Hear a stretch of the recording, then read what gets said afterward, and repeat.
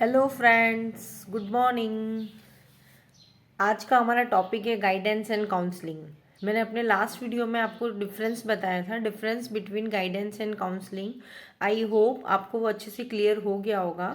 अब आपको guidance and counselling समझने में इतना टाइम नहीं लगेगा, क्योंकि आपको बेसिक आइडिया हो चुका है गाइडेंस क्या है और काउंसलिंग क्या है। तो इसमें हम मेनली देखेंगे डेफिनेशन, प्रिंसिपल्स दोनों के, और टेक्निक्स क्या है। ठीक है, इसके बारे में हम वन बाय वन डिस्कस करेंगे। तो गाइडेंस एंड काउंसलिंग वाला टॉपिक हम स्टार्ट करते हैं, जिसमें फर्स्ट है हमारा गाइडेंस। ठीक है, तो हम स्टार्ट करते हैं गाइडेंस में। गाइडेंस का मतलब क्या होता है? Showing the way. ठीक है, कि हमें कोई वे प्रोवाइड करना है ना, जैसे प्रोफेशनली का क्या करना है उसके बारे में जो वे हम बताते हैं, है ना, उसे हम क्या बोलते हैं? गाइडेंस। अब नेक्स्ट इसमें देखेंगे डेफिनेशन। डेफिनेशन है एस्पेक्ट ऑफ एजुकेशनल प्रोग्राम। मैंने ऑलरेडी बताया था कि ये प्रोफेशनली एजुकेशनली वर्क करता है, और जो काउंसलिंग था वो क्या होता है? इमोशनली मेंटली वर्क करता है। ठीक है, तो डेफिनेशन में है aspect of educational program which is concern specially, ठीक है, जिसका मेनली क्या काम है? Helping the people to become adjusted to his present situation. ये जो गाइडेंस में हम क्या करते हैं? गाइड करते हैं, जिसमें पर्सन की हेल्प करते हैं कि आपको जो प्रेजेंट सिचुएशन है उसमें कैसे एडजस्ट करना है। ठीक है, क्या करना है, आप क्या कर सकते हैं, उसके बारे में हम उसे गाइड करेंगे।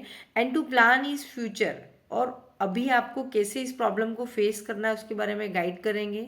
इट मीन्स कि प्रेजेंट में कैसे आपको सिचुएशन को हैंडल करना है, देन आप, ताकि आपके फ्यूचर में आप और कुछ अच्छा प्लान कर सकें। अभी आपको प्रॉब्लम हो रही, देन फ्यूचर में आप इस चीज़ को प्रॉब्लम ना हो।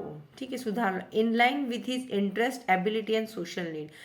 देखिए, इसका एक समझना डेफिनेशन, ये एक एजुकेशनल प्रोग्राम है जिसमें क्या है कि पर्सन की हेल्प करते हैं कि जो भी उसकी प्रेजेंट सिचुएशन है उसमें उसको कैसे उस सिचुएशन को एडॉप्ट करना है। ठीक है, जिससे क्या होगा कि उसकी फ्यूचर में उसके अकॉर्डिंग क्या हो सके, वो प्लान कर सके, फ्यूचर का सोच पाए। पर ये हम किसी भी व्यक्ति को एक जैसा नहीं दे सकते, है ना, क्योंकि हर पर्सन का अपना इंटरेस्ट, एबिलिटी और उसकी जो नीड है वो डिफरेंस होती है। तो इंटरेस्ट, एबिलिटी और नीड को देखते हुए हम उसकी जो प्रेजेंट सिचुएशन में उसे गाइड करेंगे, उसकी हेल्प करेंगे कि वो इस सिचुएशन में कैसे एडजस्ट करे, ताकि उसको फ्यूचर में कोई प्रॉब्लम ना हो। तो वो जो प्रोसेस होती है जिसे हम बोलते हैं गाइडेंस। ठीक है, डेफिनेशन समझ में आ गई।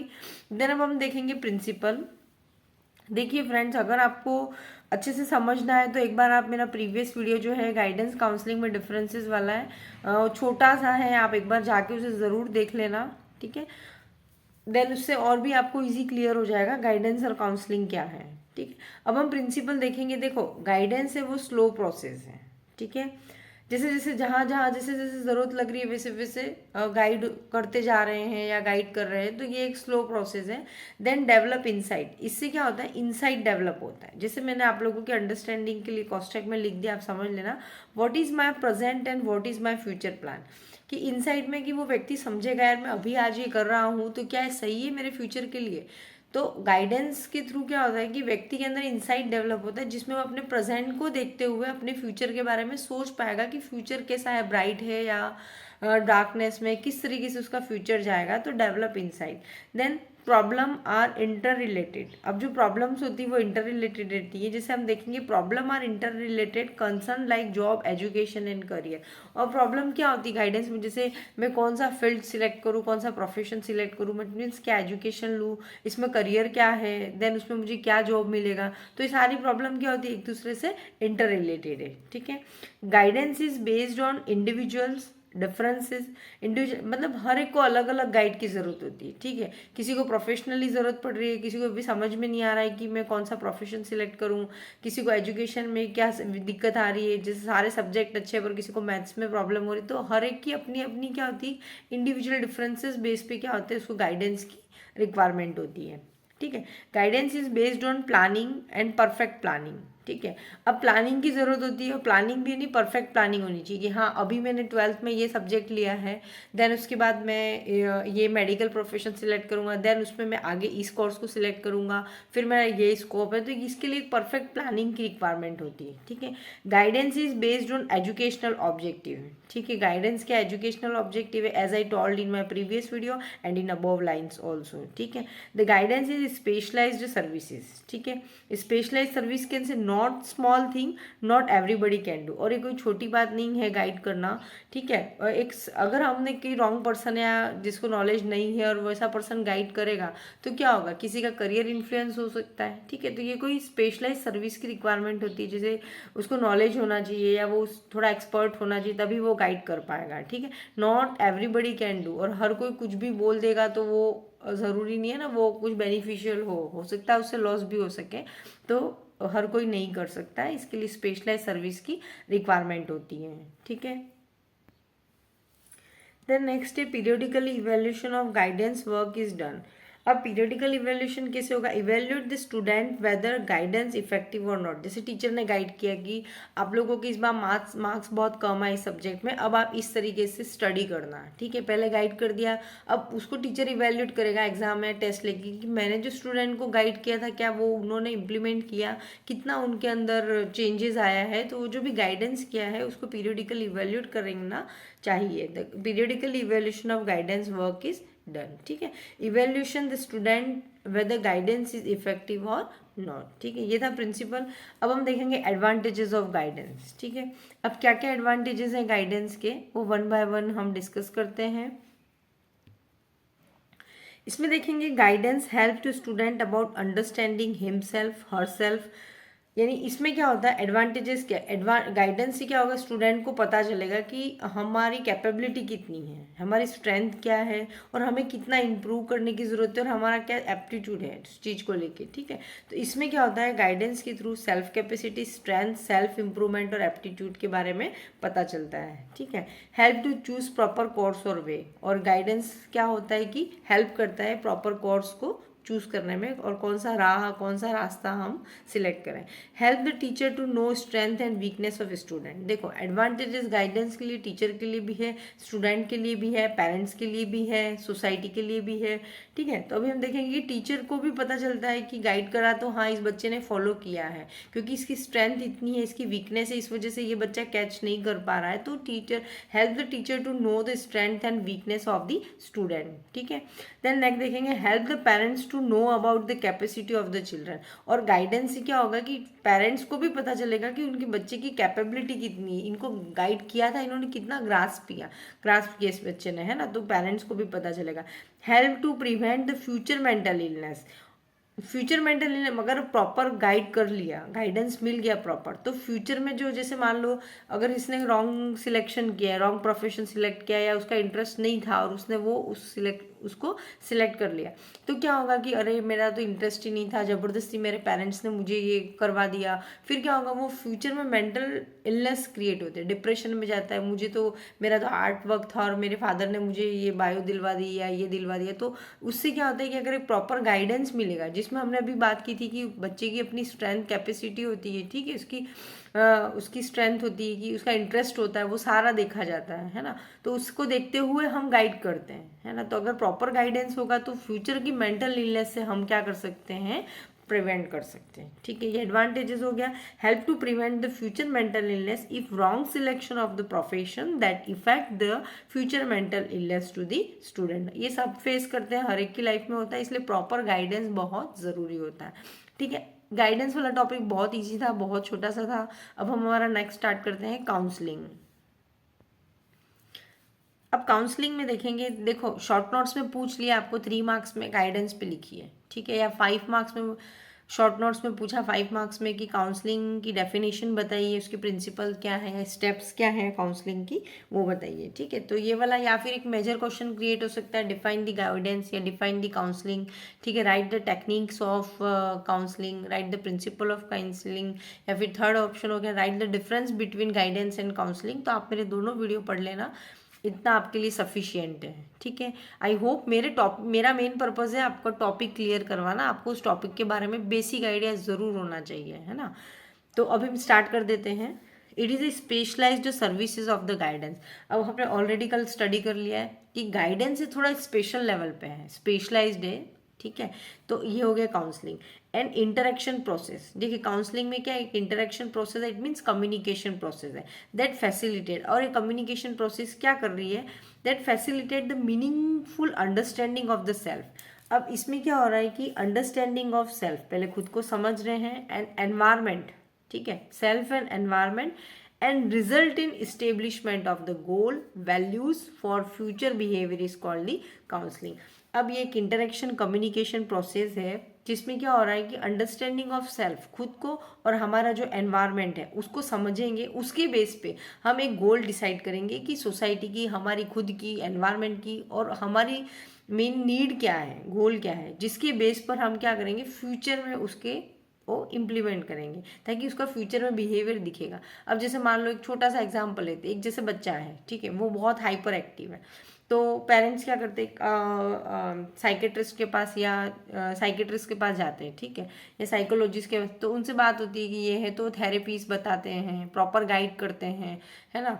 तो उससे क्या हो रहा है कि वो देख रहे हैं कि बच्चा एनवायरनमेंट में कैसा बिहेव कर रहा है, उसकी सेल्फ स्ट्रेंथ क्या और क्या क्या कर सकता है वो, ठीक है। फिर वो उसके बेस पर क्या करते हैं कि हाँ उसे ये थेरेपी देनी चाहिए, ये टेक्निक है जिससे हम उसे क्या कर सकते हैं, उसके हाइपर एक्टिवनेस को कंट्रोल कर सकते हैं। फिर अगर उसका हाइपर एक्टिवनेस कंट्रोल हो गया, देन उसके बाद क्या होगा कि उसके बिहेवियर में चेंज आएगा, और वो जो बिहेवियर में चेंज आएगा वो उसके फ्यूचर को चेंज कर देगा, है ना। जो उसकी जो एनर्जी एक्स्ट्रा लगी हुई थी, जो यूजलेस थी, वो एक प्रॉपर वे में लगेगी, जिससे क्या होगा कि वो अपने आप को एक सक्सेसफुल पर्सन के रूप में या एक अच्छा अपने आप को प्रेजेंट कर सकता है फ्यूचर में, है ना।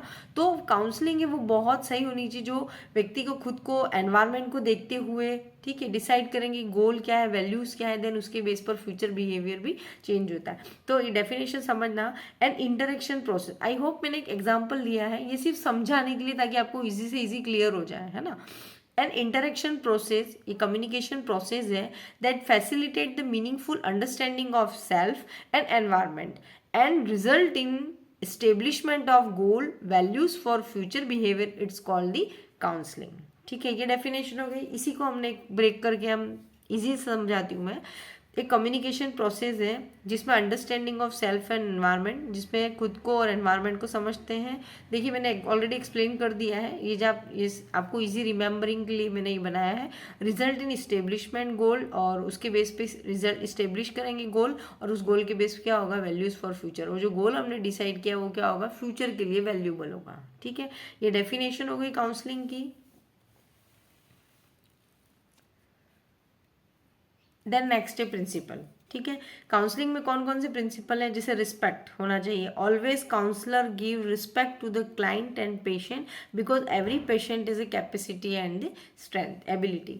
अब क्या होगा, रिस्पेक्ट जरूरी है, हर पर्सन को लाइफ में रिस्पेक्ट जरूरी है। ठीक है, हम किसी को डिमोरलाइज या डाउन नहीं कर सकते क्योंकि उनकी अपनी खुद की कैपेसिटी और एबिलिटी होती है। ठीक है, तो रिस्पेक्ट हमेशा काउंसलर अपने पेशेंट को या जो भी उसकी फैमिली मेंबर है उसको क्या करेगा, हमेशा रिस्पेक्ट प्रोवाइड कर। Authenticity, simplicity, honesty and genuine होना ज़रूरी है। सिंप्लिसिटी, ऑनेस्टी, ईमानदार होना अपने पेशेंट के प्रति, ठीक है, जेन्यून होना, सज्जन होना ज़रूरी है। Non positive warm, it means क्या है कि showing high concern in the wellbeing of other, show more interest in the success of the patient. अब देखो ऐसा है कि पॉजिटिव वार्म मतलब हमें पेशेंट को पूरा स्कोप देना है कि हाँ आप बोलिए, आप बात कर रहे हैं, ठीक है, उनकी बात को स्वीकार करना है कि जो बात बोल रहा है वो क्या बात है ना, क्यों ये बात कर रहा है, तो उस चीज़ को रोकना नहीं है हमें, है ना। उसके प्रति हाई कंसर्न, हाँ आप सही कर रहे हैं, हाँ आपने सही किया, बताइए, ठीक है। तो इस प्रकार से क्या करना है, हाई कंसर्न हमें उसके प्रति शो करना, हमें कोई उसको चुप नहीं कर देना है या अपना ही नहीं रखना है ना, पेशेंट की बात को भी हमें इतने तवज्जो देना है। ठीक है, नॉन जजमेंटल एटीट्यूड, अब पेशेंट हमें कोई भी बात बताता है तो हमें जज नहीं करना, हाँ इसी की गलती थी, इसने ऐसा किया, नहीं, हमें समझना है, सारे पहलू को देखना है कि क्यों उसने ऐसा किया है, क्या है, हमें अपना दिमाग नहीं लगाना है ना। तो non judgemental attitude, avoiding assumption about the patient, हमें किसी के बारे में अजम्पशन नहीं करना, स्पेशली मतलब हमारा जो पेशेंट है उसके बारे में। ठीक है, अगर हमने अजम्पशन कर लिया तो हमने ही रिजल्ट निकाल दिया कि इसी की गलती है ना, तो हमें सारी बात उसकी सुननी है विदाउट जजमेंटल। ठीक है, एक्यूरेट अंडरस्टैंडिंग ऑफ पेशेंट, और पेशेंट को पूरी तरीके से समझना है। Should evaluate accurate behaviour of the patient, और पेशेंट का जो बिहेवियर है उसको एवेल्यूएट करना है कि उसने ऐसा किया है तो क्यों किया है। देखिए हम कोई भी काम करते हैं उसके पीछे हमारा कोई पर्पस होता है, कोई तो रीज़न होता है जिस वजह से व्यक्ति ऐसा कर रहा है। अगर बिहेवियर में एबनॉर्मलिटी है तो कोई तो रीज़न होगा, उसके न्यूरोट्रांसमीटर में दिक्कत होगी या उसके साथ कुछ ऐसा ट्रोमा हुआ होगा, है ना। तो एक्यूरेट अंडरस्टैंडिंग ऑफ पेशेंट, हमें पेशेंट को पूरी तरीके से समझना है, रिकॉग्नाइज द पेशेंट पोटेंशियल, और हमें उसकी पोटेंशियल को, उसकी स्ट्रेंथ एंड कैपेसिटी को भी समझना है, ठीक है, जिसके बेस पर हमें ईजी होगा कि हम उसकी किस टाइप से काउंसलिंग कर सकें, ठीक है। तो recognise the patient potential. Then next है कॉन्फिडेंशियलिटी, ठीक है। कॉन्फिडेंशियलिटी हम बहुत ज़रूरी होती है कि पेशेंट ने हमें अपनी कोई बात अगर शेयर की है, ठीक है, तो हमें उस बात को कॉन्फिडेंशियल रखना है ना, जिससे क्या होगा वो फ्यूचर में भी हमसे उसकी प्रॉब्लम शेयर कर सकें, ठीक है। अब है टेक्निक्स ऑफ काउंसलिंग, ये बहुत इंपॉर्टेंट है। टेक्निक्स ऑफ काउंसलिंग क्या क्या है इसे हम वन बाय वन देखते हैं। अब हम देखेंगे फर्स्ट हमारी जो टेक्निक है, फर्स्ट है एक्टिव लिसनिंग, ठीक है। एक्टिव लिसनिंग वही हो गया कि to receive the information, maintain proper eye contact to gain the confidence. अब अच्छे से पेशेंट की बात सुनेंगे, हम उससे आई कॉन्टेक्ट करेंगे, जिससे पेशेंट का कॉन्फिडेंस और बिल्ड होगा और वो हमसे और अपनी बातों को शेयर करेगा, ठीक है। इट मीन्स काउंसलर के साथ एक्सप्लोर करेंगे। एग्जाम्पल जैसे है, patient tell about any topic, then patient explain in detail and allowed to speak. अब पेशेंट ने जैसे बात बोल दी कि मेरे साथ ये ट्रोमा हुआ है, तो हम उस टॉपिक पे क्या करेंगे, एक्सप्लेन करेंगे कैसे हुआ, क्या हुआ, आप क्या कर रहे थे, डिटेल में बताओ, ठीक है। तो और बोलेंगे कि और बात करो और बताओ, जिससे पेशेंट अपने आप को पूरा क्या करेगा, वेंट आउट करेगा। Encouraging description of the perception, अब इनकरेज करेंगे हम पेशेंट को। अब the counsellor should encourage to describe the patient views of perception, तो उसके बारे में हम पूछेंगे क्या आपके सामने जो हो रहा था या जो भी आपको ट्रोमा, क्या वो सही था, है ना, कि आपका क्या कहना है, आपने जो देखा, किसी को मारते हुए पीटते हुए देखा, जिस चीज़ ने आपको ये प्रॉब्लम, मतलब जो आपके माइंड में घर का, क्या ये सही था, इसमें आपका क्या कहना है, क्या उस पर्सन का बिहेवियर सही था, है ना, उस समय आप क्या कर रहे थे, तो उसके बारे में एक्सप्लोर करना। इससे समझेंगे कि पेशेंट का थॉट क्या है, पर्सन क्या सोचता है ना। Then linking the patient to large supportive social network, sorry ये फिफ्थ पॉइंट है। थर्ड है इनकरेजिंग डिस्क्रिप्शन ऑफ परसेप्शन के बाद हमारा फोर्थ पॉइंट होता है स्टेप्स हैं, तो स्टेप्स बाय स्टेप्स होनी चाहिए, है ना।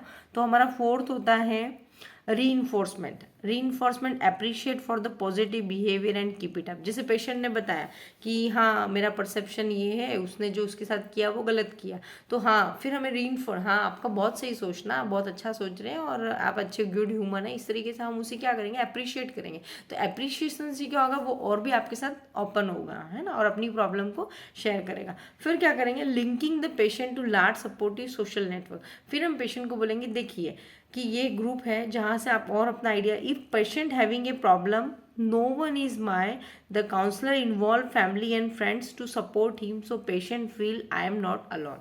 देखिए एग्जाम्पल देखेंगे, जैसे रीइंफोर्स किया कि आपने अच्छा किया कि आपने अपनी फैमिली में वो जो फाइट हो रही थी उसमें आप ने कोई गलत बिहेव नहीं किया, या क्या उसको लगता है कि मेरी फैमिली मुझे लाइक नहीं करती है, ऐसा कोई भी थॉट है ना। तो हम क्या करेंगे उस केस में, जो काउंसलर है वो क्या करेगा कि और फैमिली और फ्रेंड से जुड़वाने की कोशिश करेगा कि आप मिलो नहीं, आप ऐसा मत सोचो, देखो आपकी फैमिली भी आपको लव करती है, या फ्रेंड से मिलो जो उन्हें लव करते हैं ना, तो जिससे क्या होगा उसको और सपोर्ट मिलेगा और वो अपने आप को अकेला महसूस नहीं करेगा, ठीक है।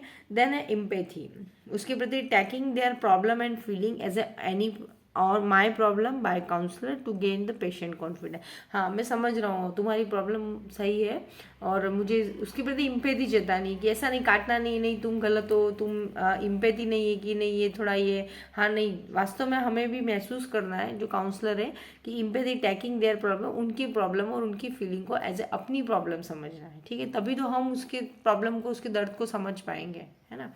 तो ये 6 पॉइंट हो गया इम्पैथी। और 7th है क्लैरिफिकेशन, ठीक है।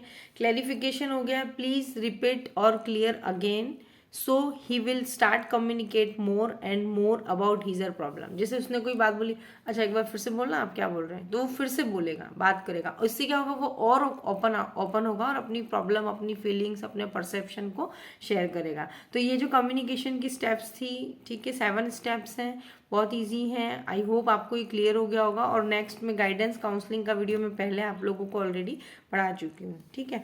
तो ये जो स्टेप्स थी, अभी हमने काउंसलिंग की डेफिनेशन देखी, गाइडेंस देखा, प्रिंसिपल्स दोनों के देखे, देन स्टेप्स ऑफ काउंसलिंग, ये भी देख लिया। तो ये सारा इम्पॉर्टेंट है। ओके, थैंक यू क्लास में। फ्रेंड्स, मेरी आपसे एक रिक्वेस्ट थी, अगर आपको वीडियो अच्छे लग रहे हैं तो एक लाइक तो आप कर ही सकते हो, ठीक है। और स्टूडेंट्स के साथ शेयर करिए अपने, ठीक है। Thank you.